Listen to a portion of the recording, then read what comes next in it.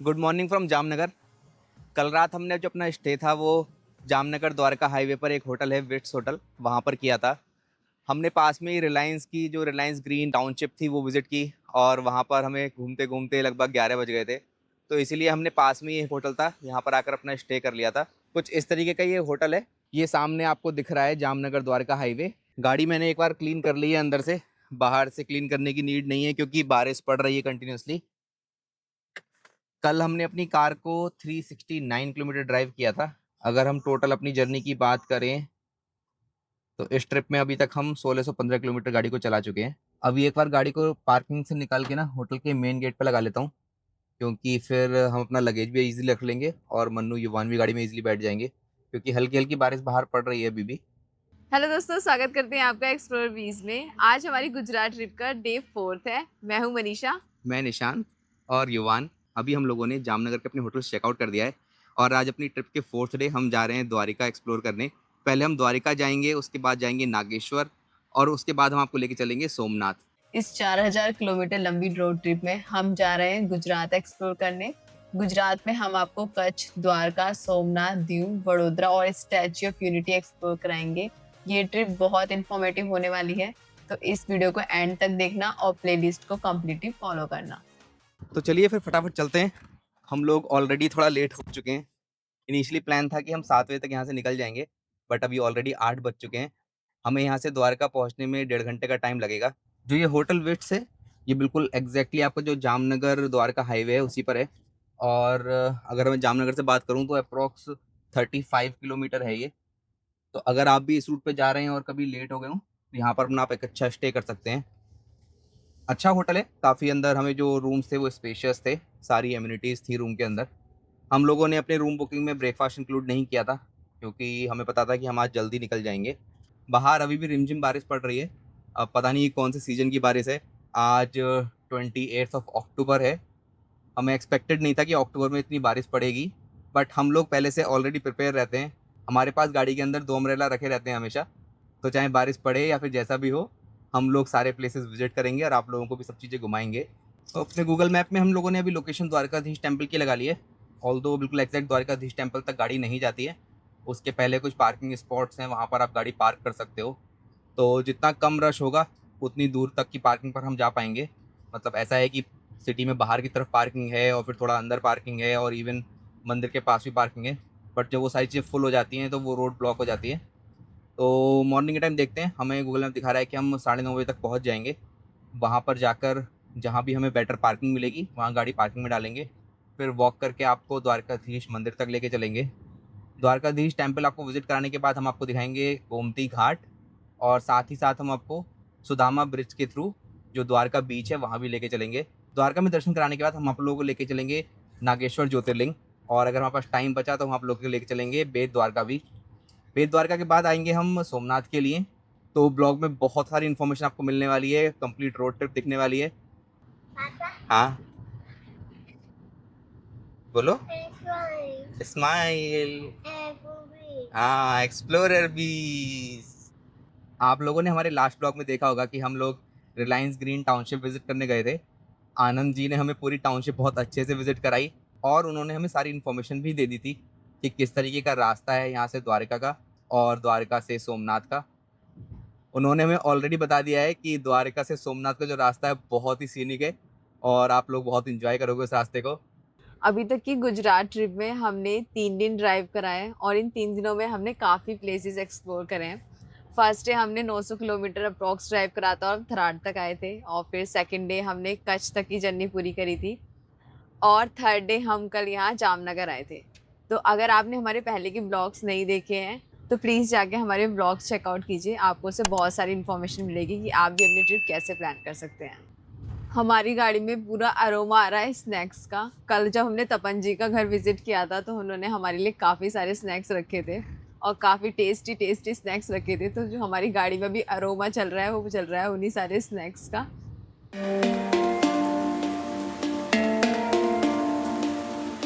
अभी जामनगर द्वारका हाईवे पे लगभग 72 किलोमीटर ड्राइव करने के बाद जो ये नेशनल हाईवे 151A है वो ख़त्म हो गया है और सामने की तरफ से हम नेशनल हाईवे 51 पे चढ़ जाएंगे।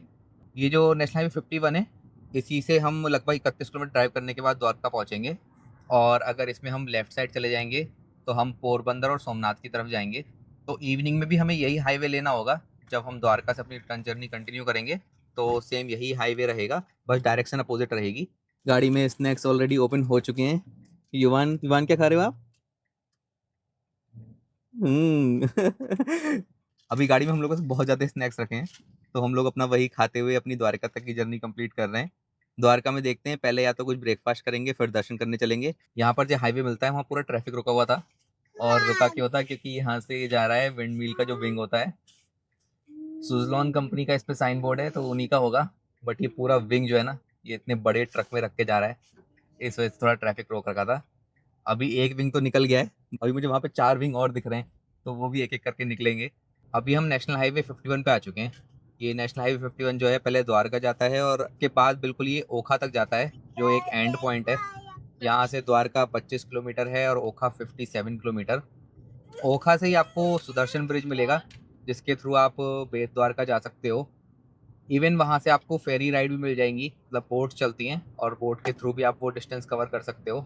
अभी हम लोग बिल्कुल द्वारका पहुँच चुके हैं और यहाँ पर ये द्वारका मोक्ष द्वार है। यहाँ से हम द्वारकाधीश टेम्पल के लिए एंट्री लेंगे। यहाँ पर पार्किंग है, पार्किंग पहले गाड़ी डालते हैं और फिर थोड़ा हम वॉक करके जाएँगे। तो कुछ ख़ास ज़्यादा नहीं, 15 मिनट का टाइम लगा हम लोगों को और हम लोगों को पार्किंग में एंट्री मिल गई है। 30 रुपीज़ यहाँ पर पार्किंग के चार्जेज़ हैं। अभी एक कोई बढ़िया सा पार्किंग स्पॉट देख लेते हैं अपने लिए, जहाँ पानी ना भरा हो और वहाँ पर कार पार्क कर देते हैं। जो मॉर्निंग के मंदिर के आवर्स हैं, वो सुबह 7 बजे से लेकर साढ़े 12 है और फिर मंदिर बंद हो जाता है। शाम में फिर मंदिर 5 बजे ओपन होता है, 5 से 9। तो हम लोगों ने गाड़ी भी पार्किंग में डाल दी है। यहाँ पार्किंग से जो मंदिर तक का रास्ता है, वो लगभग 900 मीटर का है, जिसके लिए आपको 12 मिनट की वॉक करके जाना होगा। बाहर ई-रिक्शा और ऑटो भी अवेलेबल हैं, बट बेटर है कि वॉक करके चलते हैं, क्योंकि वॉक करके जाएँगे तो रास्ते में बहुत सारी चीज़ें देखने को मिलेंगी और आप लोग के साथ शेयर भी कर पाएँगे। वॉक करके जाने पर आप यहाँ से गोमती रिवर को देख सकते हो और जो गोमती घाट है, वो भी आपको दिख रहा है। ऊपर की तरफ है सुदामा ब्रिज और साथ में आपका द्वारिकाधीश टेम्पल। पूरा कुछ इस तरीके का सीधा-सीधा रास्ता है और जो आपको शेयरिंग वाले ऑटो है वो यहाँ तक छोड़ देंगे लाकर। और ₹10 पर पर्सन के यहाँ पर रेट है, बहुत मिनिमल सा, बट कोई ज़्यादा बड़ी ड्राइव भी नहीं है। आप मेरे हिसाब से 5 मिनट वॉक करके यहाँ तक आ सकते हो। आगे बाद में आपको इसके आगे पैदल ही जाना होगा, आगे ऑटो नहीं जाएँगे। मंदिर के पास ही आपको बहुत सारे होटल भी मिल जाएँगे स्टे करने के लिए और इवन यहाँ तक गाड़ियाँ भी आई हैं। तो गूगल मैप भी एक रास्ता दिखा रहा था, ये दूसरा रास्ता है। हम लोग एक्चुअली इस तरफ से आए हैं जहाँ पर ये ऑटो आपको खड़े दिख रहे होंगे, ये पूरा पाथवे था। एक दूसरा रास्ता ये भी है, यहाँ तक आपको होटल के आने के लिए गाड़ियाँ वगैरह ला सकते हो और अपनी गाड़ी पार्क करके इन होटल्स में आप स्टे कर सकते हो। मंदिर से जस्ट पहले यहाँ पे गोमती घाट है, तो आप गोमती घाट में स्नान कर सकते हो और फिर उसके बाद मंदिर विज़िट कर सकते हो। काफ़ी अच्छी खासी चहल-पहल है यहाँ पर, काफ़ी सारी पब्लिक है। काफ़ी सारी आपको यहाँ पर सोवेनिर शॉप और शॉपिंग के आइटम भी मिल जाएँगे। रोड के एंड में आके थोड़ा फिर ये जो रास्ता है, वो और नैरो हो जाता है और यहाँ पर बहुत सारी शॉप्स हैं।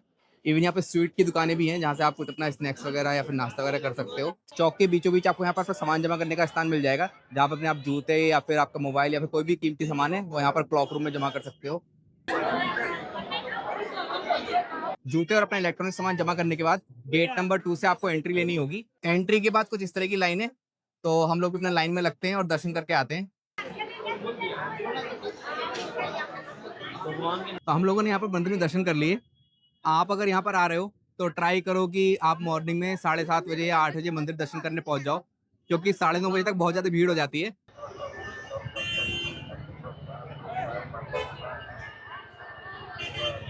यहाँ से सुदामा सेतु के टिकट परचेज़ करने का काउंटर है। बट अभी सुदामा सेतु जो है वो बंद है। तो कुछ इस तरीके का है ये सुदामा सेतु, जिसके थ्रू आप जो गोमती नदी और अरेबियन सी के पास का बीच है उस पे जा सकते हो। बट अभी इसको बंद करा गया है। सुदामा ब्रिज तो बंद है, तो आप जो द्वारका बीच है वहां तक नहीं जा सकते। बट आप गोमती घाट पे आ सकते हो और थोड़ा टाइम यहाँ पे स्पेंड कर सकते हो। हम लोगों ने दर्शन कर लिए, थोड़ा टाइम हमने गोमती घाट पे बिताया।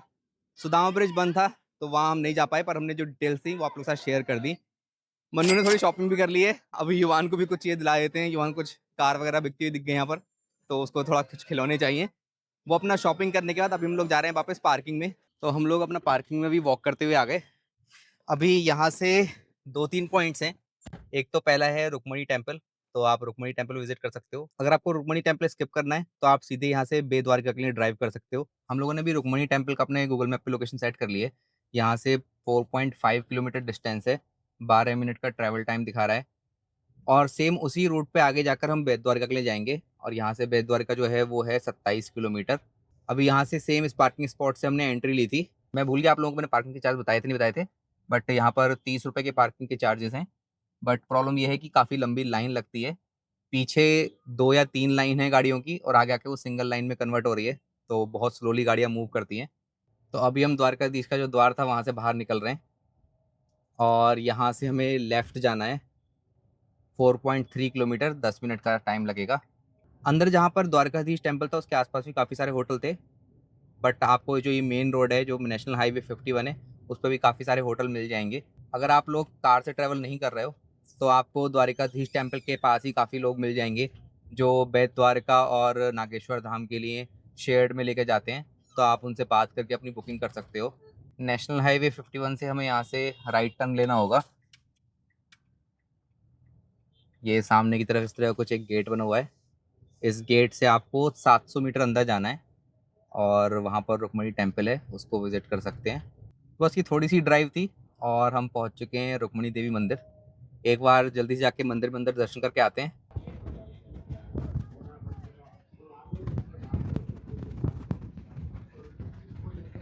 यहाँ रुक्मणी टेम्पल में इतनी भीड़ नहीं थी। आप आराम से 10 से 15 मिनट में अपना जो दर्शन है वो कर सकते हो।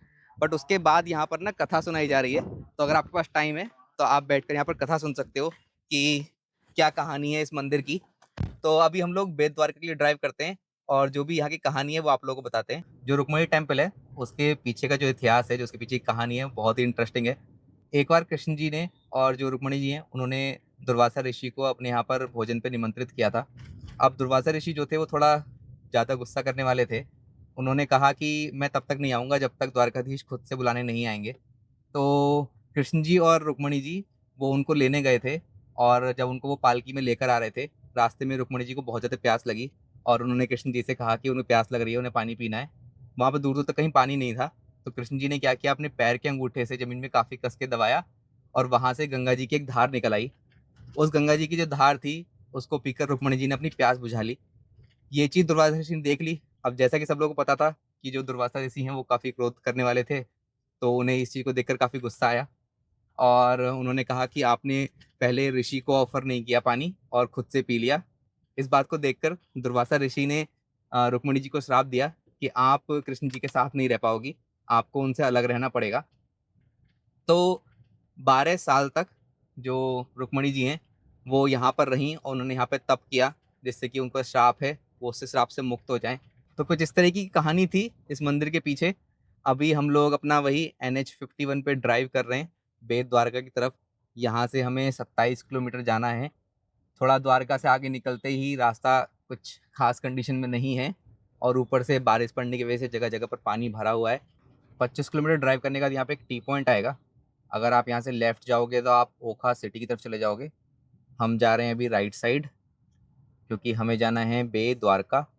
बेट द्वारका जाने के लिए जो सेतु है उसका नाम है सुदर्शन ब्रिज। तो अभी हम लोग सुदर्शन ब्रिज के स्टार्टिंग में हैं, और सामने हमें काफ़ी अच्छा सुंदर ब्रिज दिख रहा है। उस पर मोर पंख भी बने हैं। ब्रिज के दोनों तरफ पेडेस्ट्रियन भी है, तो अगर आप बाई वॉक इस ब्रिज को क्रॉस करना चाहते हो तो आप बाई वॉक भी क्रॉस कर सकते हो। नीचे बहुत सारी बोट खड़ी हैं, ये सारी मुझे लगता है फ़िश पकड़ने वाली बोट्स होंगी। साइड में सब लोगों ने गाड़ियाँ खड़ी कर रखी हैं, और यहाँ से कुछ थोड़ा अपना व्यू एंजॉय कर रहे हैं। आज भी मौसम पूरे दिन ऐसी बारिश जैसा है, बट फिर भी जो ब्रिज का व्यू है बहुत सुंदर लग रहा है। काफ़ी ऊंचाई तक ये बना हुआ है, और उस पर मोर पंख बने हैं बहुत सुंदर।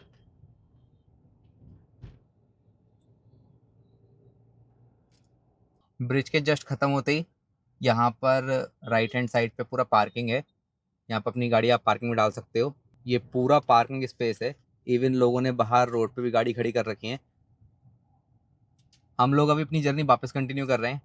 हमारा पर्पस था इस जो ब्रिज है इसको विज़िट करना। हम अभी ऑलरेडी द्वारकाधीश मंदिर और रुक्मणी देवी मंदिर विज़िट कर चुके हैं, तो जो भी बेट द्वारका के टेम्पल हैं उनको हम स्किप कर रहे हैं, और अपनी जर्नी अभी हम कंटिन्यू कर रहे हैं नागेश्वर ज्योतिर्लिंग के लिए। हाँ युवान, हाँ? क्या है ये? शिप। कितने सारे शिप हैं? काउंट करना एक बार युवान। 1 2 3 4 5 हाँ 5 शिप। उसके बाद 1 2 3 4 5 3 9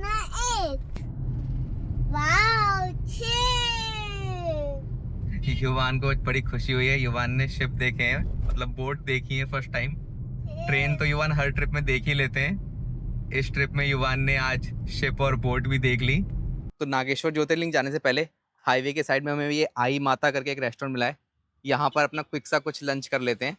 तो हम लोग का यहाँ पर लंच आ गया है। हम लोगों ने मंगाई है वेज कोल्हापुरी, साथ में चपाती, छाछ और सैलेड। तो जल्दी से अपना लंच करते हैं, फिर नागेश्वर ज्योतिर्लिंग के लिए निकलेंगे। तो हम लोगों ने यहाँ पे भी लंच कर तो लिया, बट इतना कुछ खास हमें समझ नहीं आया लंच, तो थोड़ा ही हमने कम खाया है। आगे देखेंगे कहीं और कुछ अच्छा हमें रेस्टोरेंट मिलेगा तो वहाँ पर एक बार ब्रेक और ले लेंगे। अभी हम लोग क्योंकि नागेश्वर ज्योतिर्लिंग जा रहे हैं और इस रूट पर कोई भी रेस्टोरेंट ढंग का नहीं है, तो हमने गूगल मैप पे यहाँ की रेटिंग देख ली थी। ऑलरेडी 3 पॉइंट कुछ की रेटिंग थी, बट हमने सोचा कि कुछ खा के ही निकलते हैं क्योंकि अगले फिर 2-3 घंटे हमें कुछ ऑप्शन नहीं मिलेगा। तो यहाँ से हमने थोड़ा सा लंच कर लिया है। बाकी अभी हम पहले ज्योतिर्लिंग विजिट करेंगे, वहाँ पे दर्शन करने के बाद फिर वहाँ से अपनी जर्नी सोमनाथ के लिए कंटिन्यू करेंगे। तो रास्ते में कहीं भी जहाँ पे हमें अच्छा कोई रेस्टोरेंट मिलेगा जिसकी रेटिंग अच्छी होगी, वहाँ पर एक स्टॉप लेंगे और फिर से कुछ छोटा मोटा अपना खा लेंगे। यहाँ से नागेश्वर ज्योतिर्लिंग जो है वो 17 किलोमीटर, जिसके लिए गूगल मैप दिखा रहा है कि लगभग 22 मिनट का टाइम लगेगा। तो अभी फाइनली 1:30 बजे हम लोग पहुँच गए हैं नागेश्वर ज्योतिर्लिंग। यहाँ पर ये इसका मेन गेट है और अंदर की तरफ ही पार्किंग भी है। सामने ही आप शिव जी की विशालकाय मूर्ति भी देख सकते हो। तो चलिए पहले अपने गाड़ी पार्किंग में डालते हैं और फिर मंदिर में अंदर दर्शन करने चलते हैं। तो चलिए आप लोगों को 12 ज्योतिर्लिंग में से एक ज्योतिर्लिंग नागेश्वर ज्योतिर्लिंग के दर्शन कराते हैं। हल्की हल्की रिमझिम बारिश पड़ रही है, तो मन्नू और युवान दोनों अपना छाता लगा के जा रहे हैं। काफ़ी अच्छा पार्किंग स्पेस है यहाँ पर, काफ़ी गाड़ियाँ इस टाइम भी खड़ी हुई हैं। यहाँ से इसका मेन एंट्री गेट है, तो पहले अपने शूज़ वगैरह जमा करा देते हैं। चलिए आप लोगों को एक बार शिव जी की विशालकाय मूर्ति पास से दिखाता हूँ। ये देखिए, बहुत ही ज़्यादा ऊंची मूर्ति है ये। हाँ नहीं, आप बेटा अंदर नहीं जा सकते, युवान आ जाओ। युवान को शिव जी के पास जाना है एकदम अंदर की तरफ, बट यहाँ पे ये थोड़ा बैरिकेड लगा रखे हैं। ये तो नीचे से निकल गया, अब हम लोग उसको बुला रहे हैं, ये आ नहीं रहा है वापस। युवान आ जाओ आ जाओ आ जाओ, जल्दी आओ जल्दी आओ प्लीज। बहुत अच्छी और ठंडी हवा चल रही है, साथ में रिमझिम सी बारिश हो रही है।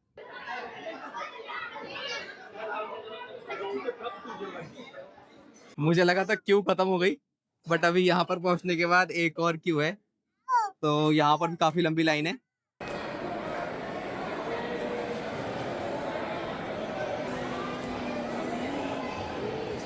तो ज्योतिर्लिंग के हम लोगों ने दर्शन कर लिए। आज बारिश पड़ रही है और ऊपर से ट्यूसडे का दिन है, तब भी बहुत ज्यादा यहाँ पे भीड़ थी। बहुत ज्यादा श्रद्धालु हैं जो आए हुए हैं, और बारिश की वजह से सारे में कीचड़ कीचड़ हो रखी थी, तो हम लोग के शूज और पैर काफी गंदे हो गए हैं, मतलब कपड़े भी काफी गंदे हो गए। अभी ऑलरेडी दोपहर के 2:30 बज चुके हैं और हम लोग यहाँ से अभी सोमनाथ की अपनी रोड ट्रिप कंटिन्यू करेंगे। यहाँ से हमें सोमनाथ पहुँचने में 4 घंटे का टाइम लगेगा। रास्ते में 1-2 पॉइंट हैं, बीच साइड हैं, वो सारी हम विजिट करते हुए एंजॉय करते हुए अपनी रोड ट्रिप कंटिन्यू करेंगे। शाम में हम लगभग 7 बजे तक सोमनाथ पहुँच जाएंगे। सोमनाथ में मैंने ऑलरेडी एक स्टे सेलेक्ट कर रखा है, तो आज जाकर वहीं पर स्टे करेंगे। आप लोगों को पहुँच कर दिखाएंगे कि हमने आज अपने लिए किस तरह का स्टे सेलेक्ट किया है। अभी हम NH51 पर ड्राइव कर रहे हैं और हम जा रहे हैं द्वारका से पोरबंदर की तरफ। रास्ते में यहाँ पर एक टर्टल कंजर्वेशन सेंटर पड़ता है, तो हम लोगों ने सोचा कि यहाँ पर एक छोटा सा ब्रेक ले लेते हैं, देखते हैं यहाँ पर क्या चीज़ें एक्सप्लोर करने की। हम भी एक्सप्लोर करते हैं और आप लोगों को भी दिखाते हैं। मेन हाईवे से नीचे उतर के लगभग ये 500 मीटर का रास्ता है, और सामने की तरफ मैं देख रहा हूँ काफ़ी सारी वैसे ऑलरेडी गाड़ियाँ खड़ी हुई हैं, तो चलते हैं एक बार देखते हैं, कुछ इंटरेस्टिंग सा ही लग रहा है। कार हमारी लगभग 1900 किलोमीटर चल चुकी है और ये बारिश की वजह से कार काफ़ी अभी गंदी हो गई है। ये कुछ इस तरह का यहाँ पर टर्टल कंजर्वेशन सेंटर है। इसके जस्ट पीछे जो है वो समुद्र है और यहाँ पर काफ़ी सारा ओपन ग्राउंड है। यहाँ के जो ओपनिंग आवर्स हैं वो सुबह 8 बजे खुलता है ये, और शाम में 7 बजे बंद हो जाता है। बीच में यहाँ पर 1 से 3 का एक आफ्टरनून ब्रेक भी है। अंदर कुछ इस तरह का इन्होंने पार्क सा बना रखा है।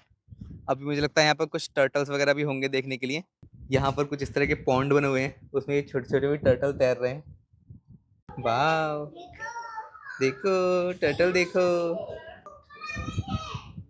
ये टर्टल कंजर्वेशन सेंटर की जस्ट पीछे पूरा समुद्र है और यहाँ पे काफ़ी अच्छी लहरें भी आ रही हैं इस टाइम।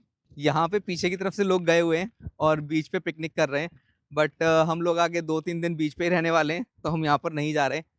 अंदर टर्टल सेंटर में आपको कुछ टर्टल मिल जाएंगे, हाँ 3 साइज़ के डिफरेंट टर्टल्स हैं, और बाकी जो है ये अंडर डेवलपमेंट है, अभी काफ़ी सारा काम होना बाकी है। तो हमारा यहाँ पर एक छोटा सा 10 मिनट्स का ब्रेक हो गया। आप लोगों के साथ हमने इन्फॉर्मेशन भी शेयर कर दी कि अभी यहाँ पर आना कोई इतना वर्थ नहीं है। अगर आप लोगों को बीच साइड बैठना है जाकर तो आप आ सकते हो, बिल्कुल पीछे से बीच का एक्सेस है और वहाँ पर आप बैठकर थोड़ा एंजॉय कर सकते हो। बट अगर आप सोच रहे हो कि आपको सिर्फ टर्टल्स देखने हैं तो यहाँ पर आपको 3 से 4 या 5 टर्टल देखने को मिलेंगे। अभी बाकी चीज़ जो है वो अंडर डेवलपमेंट है। तो वापस अपना हम उसी हाईवे पर आ गए। यहाँ से पोरबंदर जो है वो 80 किलोमीटर है। इनिशियली मेरा प्लान तो था कि हम पोरबंदर में स्टे करते और पोरबंदर में जो गांधी जी का जन्म स्थान है वहाँ पर विज़िट करते। बट क्योंकि हमारे पास थोड़ा दिनों की कमी थी तो इसलिए हम आज डायरेक्टली सोमनाथ तक खींचेंगे। अभी थोड़ी दूर ही हम लोग चले थे और हम लोगों का थोड़ा चाय पीने का मन हो गया। तो यहाँ पर ये कुछ होटल अमिधारा करके है, यहाँ पर एक स्टॉप ले लेते हैं, चाय भी पी लेते हैं और अपना बायो ब्रेक भी हो जाएगा। तो हम लोगों ने यहाँ से अपने लिए चाय लिए और साथ में कुछ ये मसाला नट्स लिए हैं। युवान ने अपने लिए ज़बरदस्ती एक जेम्स का पैकेट उठा लिया है। हाँ युवान हैप्पी है। अच्छा है वैसे एरिया, ही काफ़ी अच्छा पार्किंग स्पेस है, पीछे बच्चों को खेलने का भी है और हम लोग वॉशरूम यूज़ करके आए, नीट एंड क्लीन वॉशरूम है। पीछे की तरफ इनका रेस्टोरेंट है और सामने ये कुछ स्नैक्स वगैरह की और चाय वगैरह की शॉप है। हम लोगों ने सुबह से बहुत सारे प्लेसेस एक्सप्लोर कर लिए हैं ऑलरेडी, तो अब हम लोग अपनी रोड ट्रिप एंजॉय कर रहे हैं। थोड़ी थोड़ी देर बाद हम स्टॉप ले रहे हैं और अपना कुछ ना कुछ एंजॉयमेंट कर रहे हैं।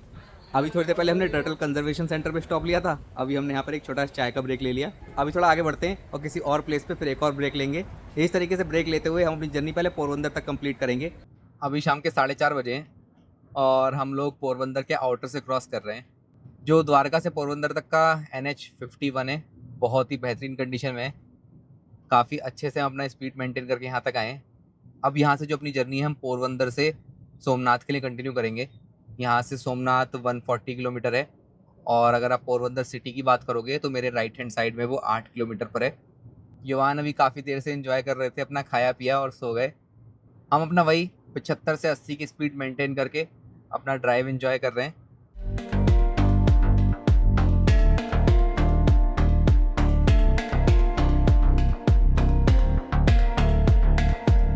पूरे गुजरात में ये विंड मिल और लगने का काम चल रहा है। हमें बहुत जगह ऐसे ट्रक्स मिल गए जहाँ पर ये विंड मिल के जो विंग है ये जा रहे होते हैं। काफ़ी लंबे विंग्स रहते हैं ये। आप ये देखो कितना बड़ा है। अभी हम लोग पोरबंदर को पूरा क्रॉस कर चुके हैं और सोमनाथ के लिए अपनी जर्नी कंटिन्यू कर रहे हैं। यहाँ से हमें सोमनाथ के लिए 111 किलोमीटर और जाना है। पोरबंदर से सोमनाथ की जो ड्राइव है वो मोस्टली हमारी समुद्र के साथ साथ होगी। अभी हम लोग अपनी ड्राइव एंजॉय करते हैं। जैसे ही हम कहीं समुद्र के आसपास आएंगे वहाँ पर एक ब्रेक लेंगे, आप लोगों को भी नज़ारे दिखाएंगे। अभी माधवपुर से जस्ट पहले हमें थोड़ा सा यहाँ पर ये हाईवे का सेक्शन ऐसा मिला है जो अंडर कंस्ट्रक्शन है। बाकी अभी तक हाईवे बहुत स्मूथ था। ये कुछ ओवरब्रिज का काम है जो किसी वजह से शायद इनकम्प्लीट है, तो अभी हम यहाँ से नीचे से ही जा रहे हैं। यहाँ से लगभग 9 किलोमीटर बाद माधवपुर आएगा। वहाँ माधवपुर पे शायद कुछ बीच और चौपाटी वगैरह है, वहाँ पर हम एक अपना स्टॉप लेने का प्लान कर रहे हैं। तो ये लीजिए, फाइनली हम पहुँच गए हैं माधवपुर और इस तरफ का आप नज़ारा देखिए। नीचे पूरा बीच है, चौपाटी है और बिल्कुल पास में समुद्र है। काफ़ी ऊंची ऊंची लहरें आ रही हैं समुद्र के अंदर। अभी हम देखते हैं आगे से कहीं से हमें यू टर्न मिलेगा तो हम गाड़ी यू टर्न लेकर उस तरफ जाएंगे। यहाँ पर हमने अपनी कार रोकी है अभी। यहाँ पूरा बीच है नीचे और कुछ एडवेंचर स्पोर्ट एक्टिविटी भी हो रही है। स्ट्रीट साइड पे पूरे में नारियल पानी बिक रहा है और लाइन से कार्स खड़ी हुई हैं। तो अभी हम लोग नीचे बीच के किनारे आए हैं और यहाँ पे अभी हम वॉक करेंगे थोड़ी। आज सूरज नहीं निकला है तो सनसेट तो हम नहीं देख पाएंगे, बट फिर भी बहुत ही कामिंग और अच्छा लग रहा है। ये बीच ऐसा वॉक करने के लिए काफ़ी अच्छा है, बट यहाँ पे भी लोगों ने काफ़ी गंदगी फैला रखी है। मतलब लोग जो भी खाते पीते हैं वो यहीं पे छोड़ के चले जाते हैं, जो कि अच्छा नहीं है। चलिए, अपना छोटा सा एक 15-20 मिनट का ब्रेक हो गया। यहाँ आने के लिए एक्चुअली हमने यू टर्न लिया था, तो थोड़ा वापस हमें ड्राइव करके जाएंगे और यू टर्न लेके मेन हाईवे पे अपनी जर्नी सोमनाथ के लिए कंटिन्यू करेंगे। तो काफ़ी दूर तक ऐसा कोस्टल एरिया है ये और यहाँ पर बीच बीच में थोड़ा चौपाटी सी बनी हुई है जहाँ पर आपको मोस्टली नारियल पानी या फिर जो पैकेट स्नैक्स होते हैं वो मिल जाएंगे। हम भी थोड़ा यू टर्न लेके लगभग 1 किलोमीटर आए पीछे की तरफ। अभी वापस हम सही डायरेक्शन में आ गए और सोमनाथ की तरफ जा रहे हैं। अभी ऑलरेडी 5:45 हो चुके हैं, तो हमने ज़्यादा टाइम स्पेंड किया नहीं यहाँ पर, क्योंकि हमें अभी लगभग 72 किलोमीटर और जाना है, जिसके लिए हमें लगभग 1 घंटा 20 मिनट का टाइम लग जाएगा। माधवपुर के बाद अभी जो ये हाईवे है ये 2 लेन हो गया है विदाउट डिवाइडर वाला। अच्छा खासा ट्रैफिक है इस पर और क्योंकि थोड़ा शाम का टाइम हो गया है तो सबकी हेडलाइट ऑन है। हमारी ड्राइवर की जो स्टॉक हेडलाइट्स हैं उनका थ्रो इतना अच्छा नहीं है। आजकल जो दूसरी कार आ रही हैं या फिर लोग मॉडिफाई करा लेते हैं, उनका जो थ्रो है सीधे आँखों में पड़ता है हमारे और हमें बहुत मुश्किल से साफ-साफ दिख पाता है। तो इसलिए हम अवॉइड करने की कोशिश करते हैं, लेट नाइट हम कभी ड्राइव नहीं करना चाहते। अभी ऑलरेडी 6:15 हो चुके हैं, अभी शाम का टाइम हो रहा है। सोमनाथ पहुँचते हैं, वहाँ जाकर एक बार पहले अपना जहाँ पे स्टे बुक किया है, वहाँ पर चेक इन कर लेते हैं, थोड़ा देख लेते हैं किस तरीके का है और उसके बाद फिर तुरंत हम चलेंगे अपना डिनर करने। 50 किलोमीटर डबल लेन हाईवे पे ड्राइव करने के बाद, जिस पे डिवाइडर नहीं था और बीच-बीच में बहुत ज़्यादा गड्ढे भी थे, हम लोग फाइनली एक अच्छी रोड पे पहुँचे हैं। ये 4 लेन हाईवे है, इसमें अभी-अभी लगता है रोड डली है, क्योंकि इसमें कोई भी व्हाइट मार्किंग जो होती हैं, व्हाइट लाइन्स वो नहीं है। यहाँ का व्यू बहुत अच्छा है, मतलब दोनों तरफ से जो पेड़ आ रहे हैं, वो ऊपर टच हो रहे हैं और ऐसा लग रहा है जैसे आप टनल में से निकल रहे हो। तो अभी 7:17 पे हम लोग पहुँच गए हैं जहाँ पे हमने आज का स्टे सेलेक्ट किया है। इसका नाम है कृष्णम विला एंड रिज़ॉर्ट। अभी एक बार चलते हैं अंदर और अपना बुकिंग वगैरह कंफर्म करते हैं। तो हमने इस रिजॉर्ट में चेक इन कर लिया है और इस रिजॉर्ट में घुसते ही इधर की साइड है इनका रेस्टोरेंट, जहाँ पे खाना अवेलेबल है, आप आराम से खाना खा सकते हो। और अगर आप सामने की तरफ देखो तो यहाँ पे एक छोटा सा किड्स के लिए प्ले एरिया भी है जो काफी सुंदर है। अगर हम इधर की तरफ चलें तो यहाँ पे इन्होंने छोटे छोटे विलास बना रखे हैं और जो हमने विला लिया है वो लिया है लास्ट वाला, फर्स्ट फ्लोर का। और ये जो पूरी सराउंडिंग्स है ये कोकोनट ट्री से है, एकदम गोवा वाली वाइब आ रही है। काफी शांति और पीसफुल है, काफी सारे कोकोनट ट्री लगे हुए हैं यहाँ पे। हम लोग इसलिए होटल से ज़्यादा इस तरह की प्रॉपर्टी प्रेफ़र करते हैं, क्योंकि यहाँ पे युवान अच्छे से खेल लेता है। दिन में 8-8 घंटे, 9-9 घंटे हम लोग ड्राइव करते हैं ना, तो युवान अंदर रहता है और उसको थोड़ा-सा तो फ़ील होता है कि भागने-दौड़ने का मन करता है। अब होटल में जाके फिर सेम उसी तरीके से बंद हो जाते हैं एक रूम में। अब बच्चे को फिर मन मिलाने के लिए हमें टीवी वगैरह चलाना पड़ता है। तो बेटर रहता है इस तरह की प्रॉपर्टी सेलेक्ट करना, जहाँ पर थोड़ा ओपन ग्राउंड हो, जहाँ बच्चे खेल सकते हों। तो ये हमारा फर्स्ट फ्लोर का रूम है जो हमने लिया है। तो काफी स्पेशियस रूम है, एकदम नीट एंड क्लीन है, जो बेसिक एमिनिटीज चाहिए होती है वो सारी है यहाँ पर। तो हम लोगों ने होटल में चेक इन करने के बाद फटाफट कपड़े चेंज करे और अभी हम लोग निकल रहे हैं खाना खाने। कहीं पर जाकर काठियावाड़ी थाली ट्राई करेंगे। एक चीज़ दिखाता हूँ आपको, हमारी इस 4 दिन की ट्रिप में गाड़ी चल चुकी है 2020 किलोमीटर और जिसमें 104 लीटर फ्यूल यूज़ हुआ है। एवरेज हमारा निकल के आया 19.4 केएमपीएल का। आज की डेट में हमने 405 किलोमीटर ड्राइव किया था। अभी खाना खाने जाएँगे और आएँगे तो 10 किलोमीटर आप और ऐड कर लो। यहाँ पर जो रिज़ॉर्ट है, इनका भी इन हाउस रेस्टोरेंट है, वहाँ पर भी आप खाना ट्राई कर सकते हो। बट हमने भी पता किया था तो मतलब आ ला कार्ट है, ऐसा थाली सिस्टम नहीं है और हम लोग ढूँढ रहे हैं कुछ थाली का, क्योंकि अभी तक हमने गुजरात में जहाँ भी थाली खाई है ना, वो खाना बहुत ही ज़्यादा अच्छा लगा हम लोगों को, ख़ासकर मन्नू को बहुत पसंद आया है। तो हमने ऑलरेडी गुजराती थाली ट्राई कर ली है 2 बार। इवन हमने कच्छ में जो विलेज होम स्टे में स्टे किया था, वहाँ पे तो हमने ट्रेडिशनल घर का बना हुआ खाना खाया था। अभी हम जा रहे हैं काठियावाड़ी थाली खाने। रिज़ॉर्ट वालों ने हमें रिकमेंड किया है, पास में एक माधव होटल है। हमने ऑनलाइन ऑलरेडी उसकी रेटिंग चेक कर ली है, काफ़ी अच्छी रेटिंग है। तो अभी वहीं पर चलते हैं और वहाँ जाके एक बार देखते हैं क्या-क्या ऑप्शन अवेलेबल है, उस हिसाब से अपना आज का डिनर ऑर्डर करते हैं। तो हम लोग अभी माधव रेस्टोरेंट आ गए हैं। यहाँ पर वेटिंग है, तो हमने अपना नाम लिखवा दिया है 3 लोगों के लिए। लगभग 10 से 15 मिनट का वेट टाइम है और फिर हम लोगों का नंबर आ जाएगा। हम लोगों को सीट मिल जाएगी तो अंदर चलते हैं और फिर अपने लिए कुछ काठियावाड़ी थाली या फिर कुछ फूड अच्छा ऑर्डर करते हैं। तो हम लोगों को 5 मिनट ही लगे, 10 मिनट भी नहीं लगे और हम लोगों को सीट मिल गई है।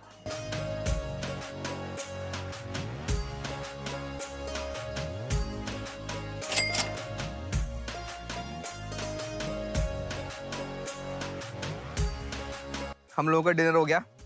बहुत ही ज़्यादा टेस्टी डिनर था। अब हम आज के दिन रेस्ट करेंगे, थोड़ा युवान के साथ खेलेंगे, एंजॉय करेंगे।